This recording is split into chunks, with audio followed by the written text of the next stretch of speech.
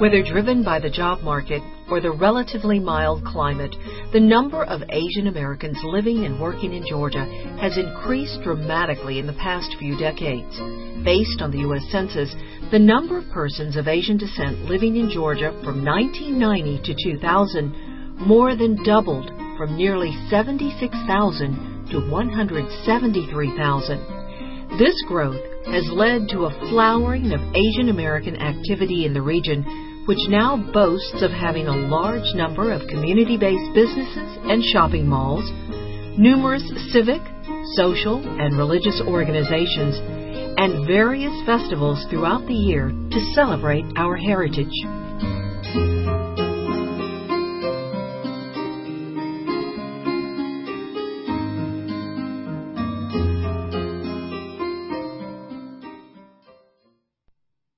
This afternoon we'll be featuring the Lanier Canoe and Kayak Club Lanier Cup Race, which is a race involving prize money up to $6,000. Will be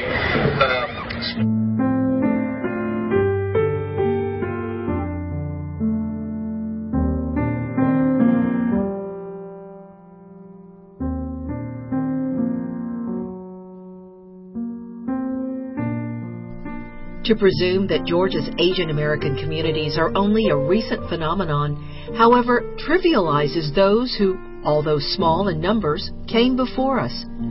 The first were Chinese immigrant men who were brought to Augusta to complete the city's canal system in 1873.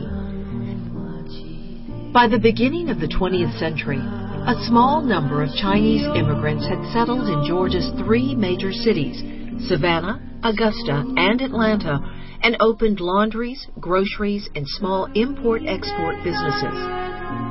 Community-based organizations were established at this time as well, most notably the Chi Hung Tong, which purchased a large burial plot in Atlanta's Greenwood Cemetery that still exists today.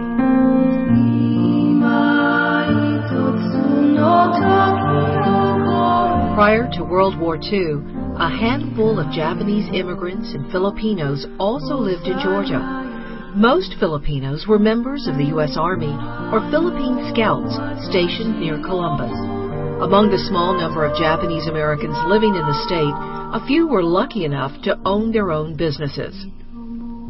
The Yoshinuma family opened a steak and chop suey restaurant known as Wisteria Garden in downtown Atlanta in 1926.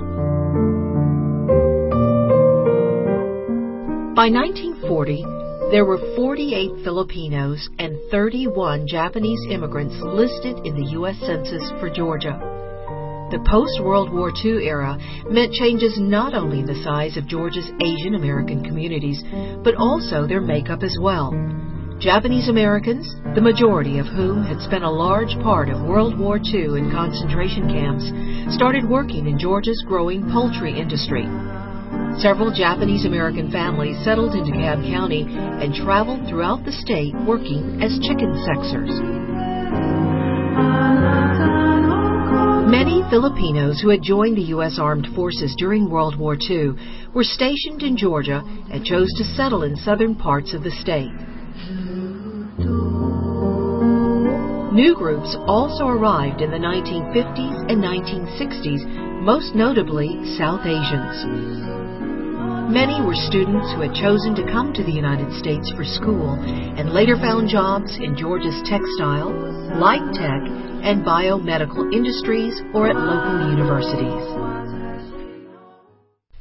By the mid-1970s, churches in the Atlanta metro area began to sponsor Southeast Asian refugees who had fled the communists at the end of the Vietnam conflict.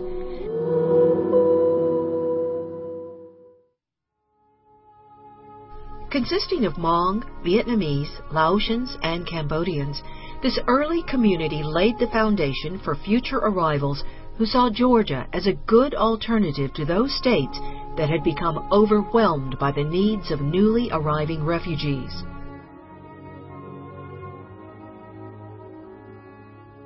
Throughout the 1980s and 1990s, Asian Americans became more recognized as an important part of Georgia's increasing diversity and met with many successes.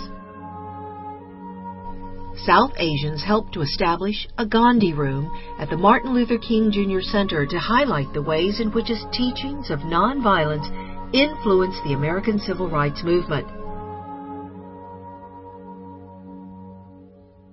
The Georgia chapter of the Organization of Chinese Americans, the OCA, endeavored to have a Lunar New Year stamp to commemorate the contributions of Chinese Americans, the first of which appeared in 1993.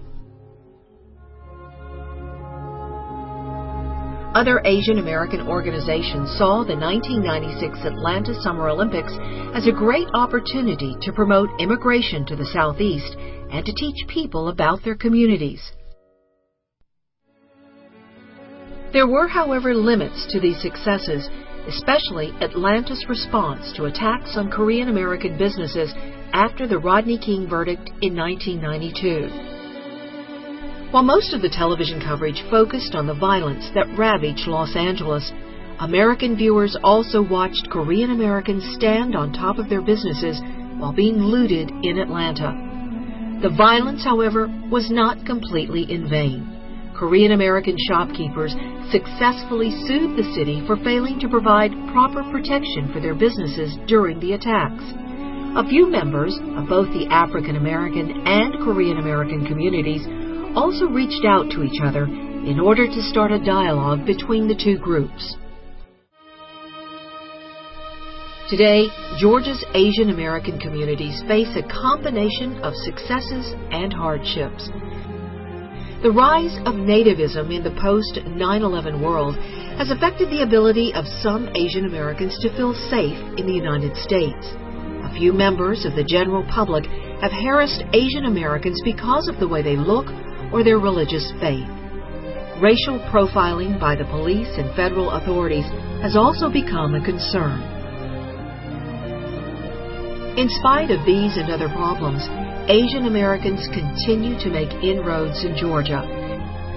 Many have chosen to become more politically active and run for office with some success. Pan-Asian organizations flourish and bring people of various backgrounds together through the commonalities in the Asian American experience. People of Asian descent continue to come to Georgia because of the various opportunities that Georgia has to offer.